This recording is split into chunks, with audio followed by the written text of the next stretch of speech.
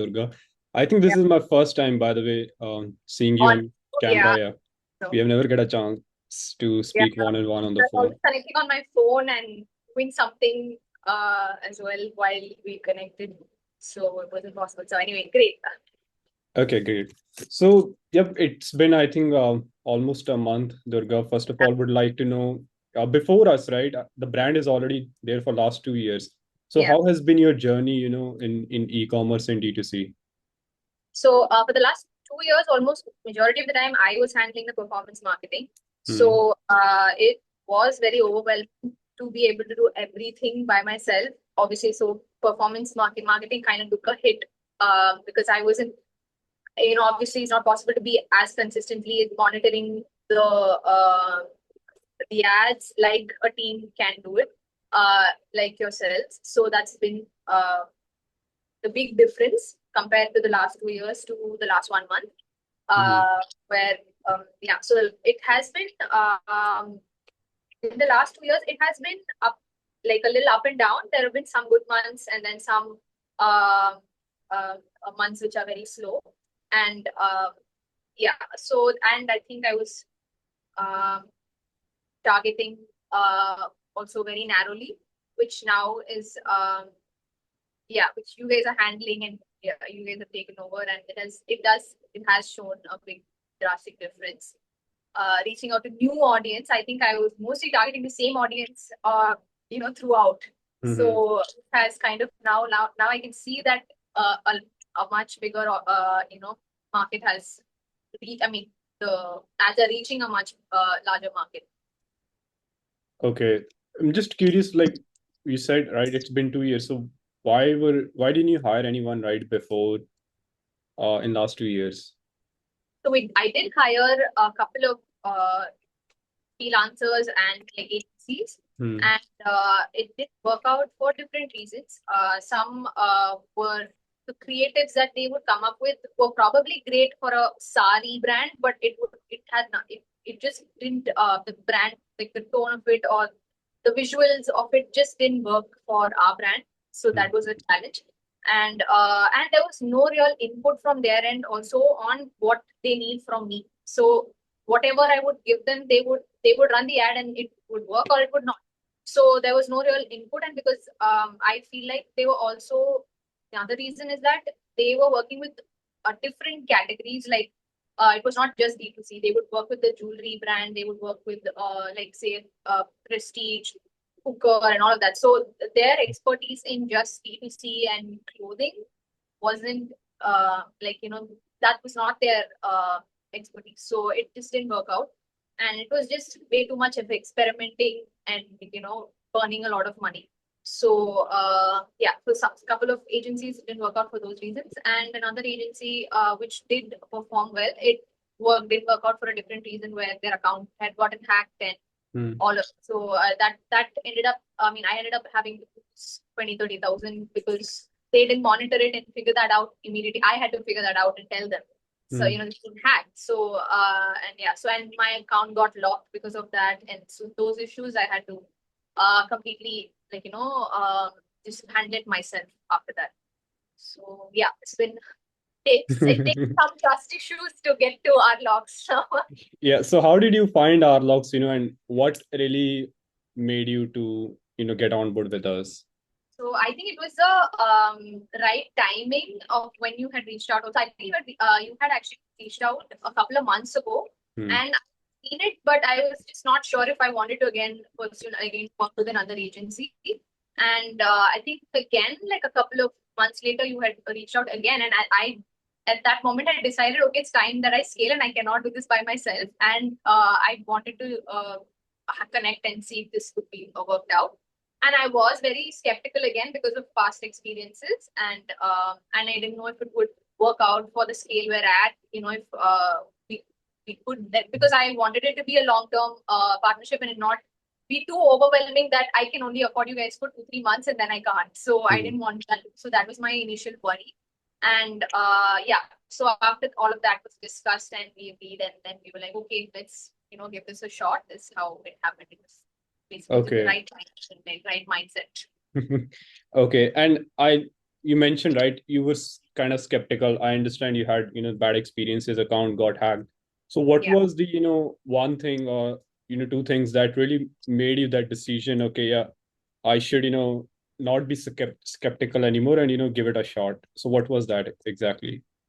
I think it would be the videos that you guys had shared with me, as well as because skepticism is basically um you know almost all the agencies kind of share like case studies and Mhm. like really unrealistic numbers, and also uh, like you know they're not located. I'm located in Chennai, and I don't know where any of you guys are located. So it's like, how can I, and it's mostly like an advance payment, and I'm like, how you could just disappear, and I never see you again, and it's just gone.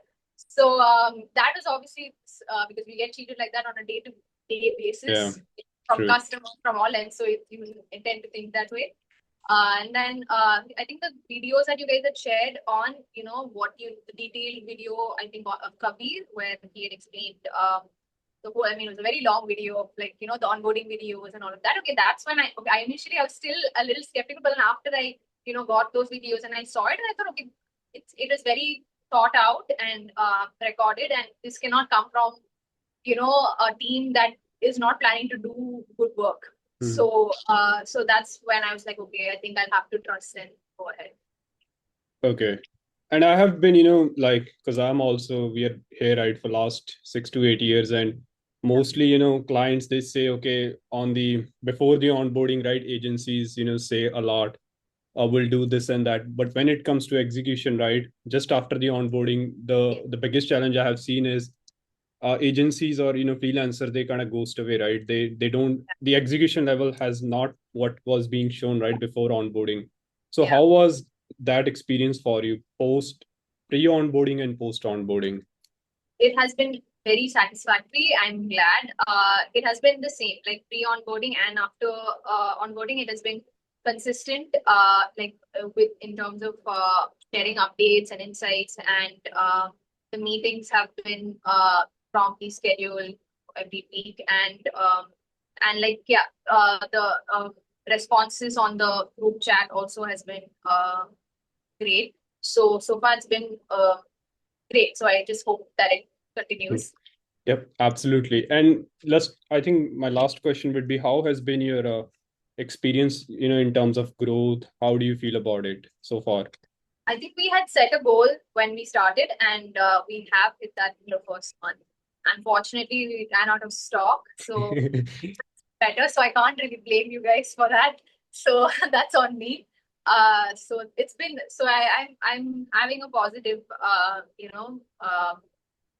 relationship so far, and I'm looking forward to the coming months where we fix some of the inventory issues and all of that. Now that we have some data as well on what's working, what's not working in terms of Yep. content, everything. So yeah, so I'm hoping that the coming months are going to be better. So it's been a good first month so far. Okay. And like, I know, right, long term is the thing here. So it's been already 2 years. So how do you see, short store, let's say next, 1 year with Arlox, or, next 2 years, where would you want to be? So in terms of revenue growth, I would want us to be at least a 3x of what we have done last month. Hmm. Uh, hopefully in the next 1 year itself. So that is my goal, and I believe that we can get there. Now with you guys being consistent with your inputs as well.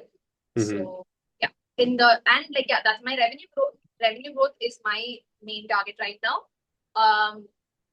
So yeah, that's why I, you know Okay.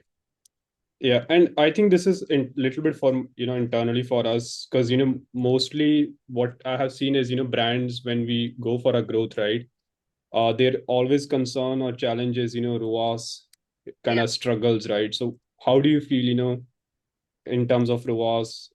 What are your thoughts about that? Yeah.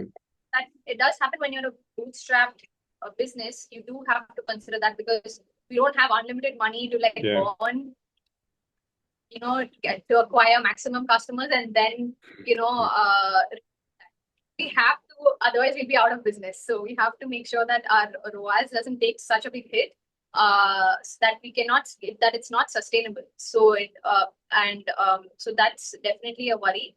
And to be able to, get to an institutional funding level, we have to hit a certain revenue mark.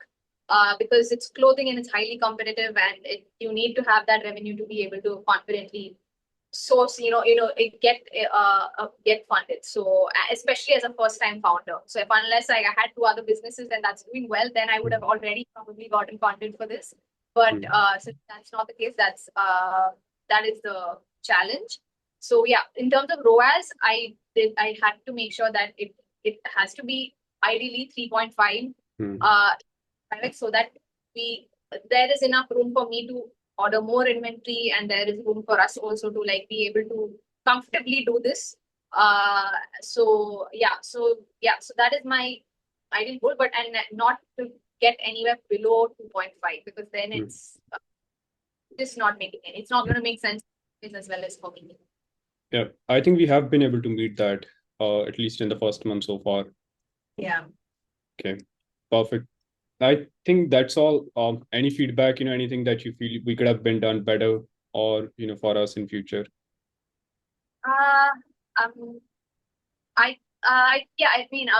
In what could be better, I feel could be the. So I did see that you guys had made one of the AI videos, for the denim shorts. Yeah. Yeah. So you guys did share a couple of video concepts, but since it is going to be a consistent thing of putting up. We discussed like September, October onwards. Yeah, so third quarter is where it kind of. Yeah. We get to plan out for winters or something around that, or we could focus a little bit more on the brand building, right? Community building, rather than aggressively try to push just conversion ads. Right. So yeah, just that for the next quarter. That's what I mean, because the last 2 years, the third quarter has always been a dull season. So at least to maintain the same, or if we're not going to increase the revenue, it's still good enough. Like if we can maintain same, or we can. Absolutely. Yeah. As we have a 90-day plan, right? Execution in place. So we will give you another quarter plan also. So in that, we'll include all the insights and everything, which you can expect in August to be shared. Yeah. Yeah, that'd be great. So okay. Yep. I think has been great, amazing journey, Durga, working with you. Looking forward to long-term with you. And let me know if there is anything that we need to discuss. We can discuss right now. Right. I'll just pause.